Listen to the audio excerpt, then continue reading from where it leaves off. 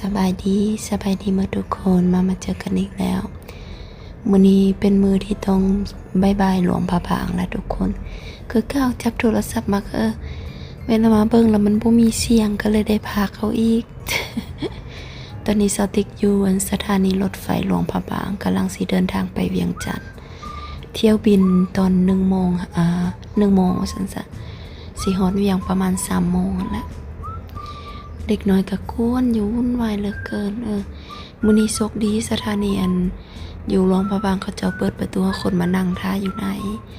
มื้อนั้นที่ชาวติกออกจากเวียงจันทน์มาหลวงพระบางก็คือไปสถานีรถไฟแล้วเขาบ่เปิดไปฮอดก่อน12 โมงเขาปิดแต่แบบคนท่าอยู่นอกเต็มแล้วหอนสิตายอันแหละบ่ฮู้เป็นหยังแต่มื้อนี้โชคดีได้มานั่งท่าอยู่ไหนชาวติกมาก่อน1 ชั่วโมงออกจากหลวงพระบางตัวเมืองหลวงพระบางมาหาสถานีรถไฟก็ประมาณ30 นาทีเพราะว่าทางก็บ่ได้อวยปานใดสิในทางก็แบบทางปูยางมืดสิเนี่ยแต่มันก็บ่ได้เพอร์เฟคหยังดอกแต่มีขี้ฝุ่นแต่ว่ามันทางก็ดีถือว่าดีหลายสติกจางลูกตุกทางตุกความจริงสติกบ่อยากจางตุกแต่ว่าสติกบ่โรงแรมเขาจะโทรรถมาหาสินะเรามาเบิ่งแล้วเป็นตุกก็คือว่าเนาะสติกหาเขาเฮ็ดคลิปเกี่ยวกับตุกไปสติกบ่ได้แฮปปี้กับตุกว่าสินะก็เลยว่ารู้สึกตกใจน้อยนึงที่ทางโรงแรมละโทษตุกสติกคิดว่าสิเป็นรถตู้น้อยสิบ่ก็คือค่าจ้างสติกจากในตัวเมืองมาส่งอยู่สถานีรถไฟ 200,000 แพงเนาะ หรือว่าเป็นราคาปกติบ่เพราะว่าสติมีกระเป๋า4 หน่วยในกระเป๋าใหญ่2กระเป๋าน้อย2แล้วก็เด็กน้อย2ผู้ใหญ่2จังซี่นะทุกคนบางทีก็สิเป็นราคาปกติเนี่ยหั่นแหละทุกคนกลับเวียงจันทน์อีก1 อาทิตย์ก็กลับฝรั่งเศสละกำลังสิมืดละ1 อาทิตย์ก็สิไวที่สุดเด้อเพราะว่า1 อาทิตย์สุดท้ายลูกชายของสติกเราบ่อยากกลับทุกคนแต่ละเทื่อที่สติกเว้าเกี่ยวกับสิกลับกับฝรั่งเศสลูกชายแล้วรู้สึกว่าเป็นแบบเซนซิทีฟจังซี่นะร้องไห้จังซี่นะสบายดีเวียงจันทน์ สบายดีเวียง คือบุ้งชูเวียงจันทน์สบายดีเวียงจันทน์อีกนั่นคือ สบายดีเวียงจันทน์ อากำลังฮอนสิตายฮอนกำลังสิกลับบนเขา fini alors Raban het lancé déjà ça s'appelle on vient bien ฮอนสิตาย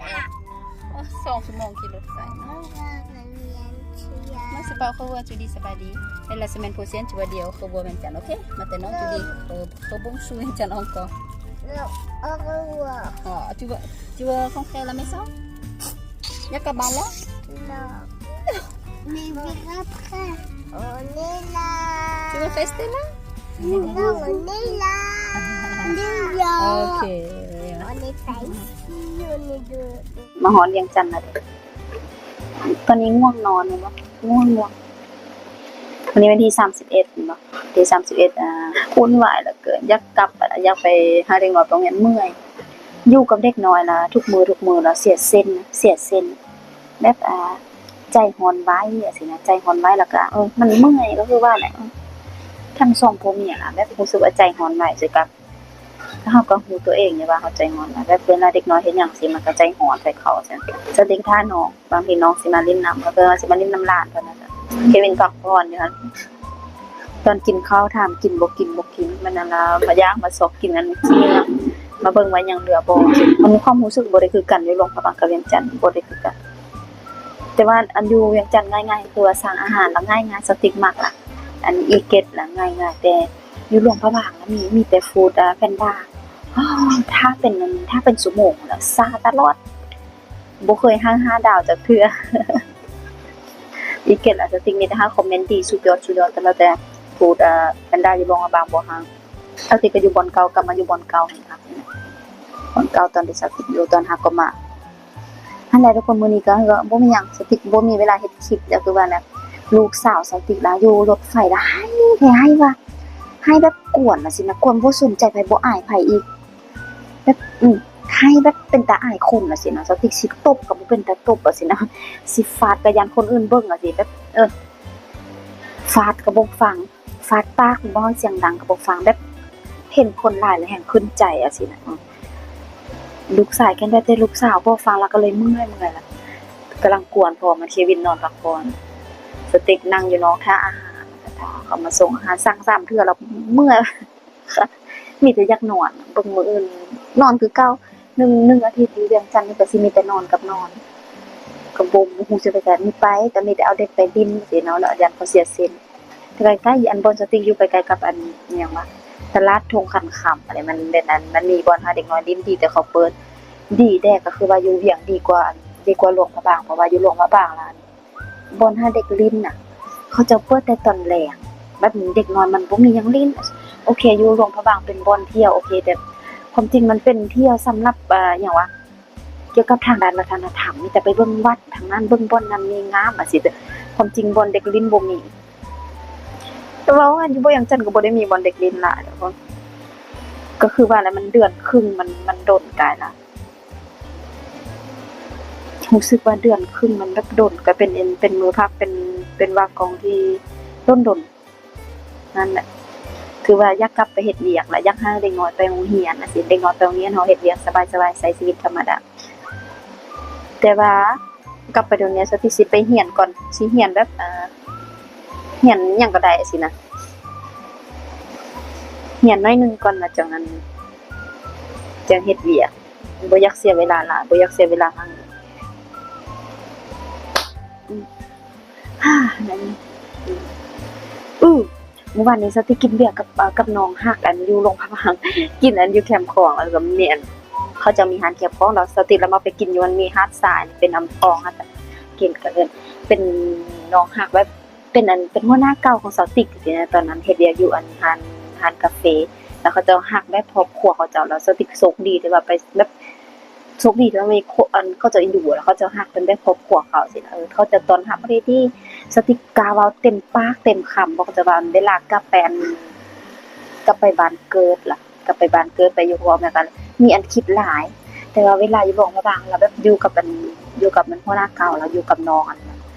สบายใจบ่ฮู้เป็นหยังนั่นแหละ6 อาทิตย์เต็มๆแล้วเด้6 อาทิตย์เป๊ะ7 อาทิตย์แม่นบ่6 5 30 48 มื้อก็แม่นเดือนครึ่งเนาะสติกอยู่7 อาทิตย์เต็มๆนะเพราะว่าอยู่เวียงจันทน์3 อาทิตย์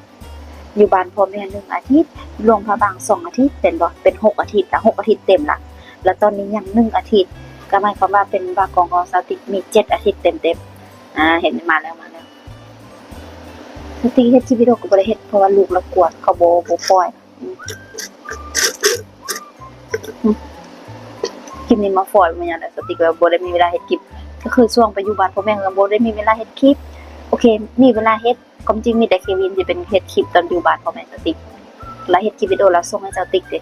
แต่ว่าอยู่พุ่นมันบ่มีอินเทอร์เน็ตก็มีมันบ่แรงแล้วก็อัปโหลดคลิปวิดีโอยากถึกแล้วอันนี้เราสติกมาอยู่หันภาคนี้โอเคมัน Wi-Fi มันไวจังซี่นะก็เลยได้มีเวลาอัปโหลดแล้วอันสติกอยู่โรงพยาบาลมันมี Wi-Fi ไวสติกก็อัปโหลดก็นั่นแหละเฮ็ดคลิปก็ขึ้นตามอารมณ์บางมื้อก็บ่อยากเฮ็ดบางทีก็บ่อยากจำหัวโทรศัพท์บางทีก็จับโทรศัพท์แต่บ่มีอารมณ์สิเฮ็ดคลิปบ่มีอารมณ์สิเว้าหยังจังซี่นะนั่นแหละ แบบตอนอยู่อันบ้านนั้นบ่มีอารมณ์เฮ็ดหยังแบบคือว่ามันมีหลายอย่างคิดแล้วทุกคนมีไปอยู่1 อาทิตย์แต่มีหลายอย่างคิดแต่ว่าเห็นทำแบบบ่อยากกลับสินะแบบเป็นเบื่อแล้วโอ๊ยบ่ฮู้แล้วบ่ซังสิเว้าเวลากลับไปปุ่นก่อนสิเฮ็ดซิมแล้วสิเขียนนั่นแล้วสิเฮ็ดคลิปเว้าทุกคนฟังมีหลายเรื่องแต่คือการมีคอมเมนต์มาถามอ้าวมีหยังอันเป็นอีหยังคือบ่บอกให้คนอื่นฮู้แล้วอ้าวถ้าคนที่ติดตามสติกมาเนาะคนที่ติดตามมาดนน่าจะฮู้ว่าช่อง YouTube ของสติกเป็นช่องบ่ได้เป็นช่องที่ระบายให้ระบายปัญหาครอบครัวให้ไผฟังสินะก็เลยว่าก็บ่ต้องคาดบังหลายโอเคก็ตามอารมณ์โอเคก็แค่เว้าว่าโอเคเฮามีปัญหาว่าซั่นมีปัญหาอยู่บ้านก็คือกันโอ๊ยแล้วก็คนเขาก็บางคนเขาก็อยากฮู้แล้วว่าสิเนี่ยแต่ว่าสติเป็นคนที่ ก็คือว่าละสิโอเคสิบ่มาเว้าดราม่าสิบ่มาอันสิมาเล่าทุกอย่างให้คนฟังเล่าโอเคก็แค่มันบ่แม่นเล่าก็แค่อยากระบายบางคำออกไปสิแต่โอเคถ้าสิมาเจาะลึกเว้ยถ้าสิเอาดราม่าเรื่องครอบครัวมาเว้าโอ้ตอนนี้รวยแล้วรวยจาก YouTube แล้วอะแต่บ่มักล่ะบ่มักสติกเห็นบางคนเฮ็ดคลิปวิดีโอแล้วให้เนาะให้ ให้มีคนมาคอมเมนต์บอกสติกนะอันนั้นโอ๊ยอันคนนั้นเฮ็ดคลิปวิดีโอเฮาสงสารแม่แล้วอันมันจังได๋อยู่ดีแต่สติกบ่แม่นสไตล์นั้นคือว่าเฮ็ดคลิปวิดีโอไว้เบิ่งแบบคลิปที่สติกมาเที่ยวนี่ล่ะอีกอัน10ปีอัน5ปีหรือ10ปีทางหน้าเข้ามาเบิ่งก็ยังสบายสินะก็เลยแบบบ่คาดหวังหยังหลายแล้วก็คนที่เข้ามาเบิ่งก็บ่ต้องคาดหวังกับ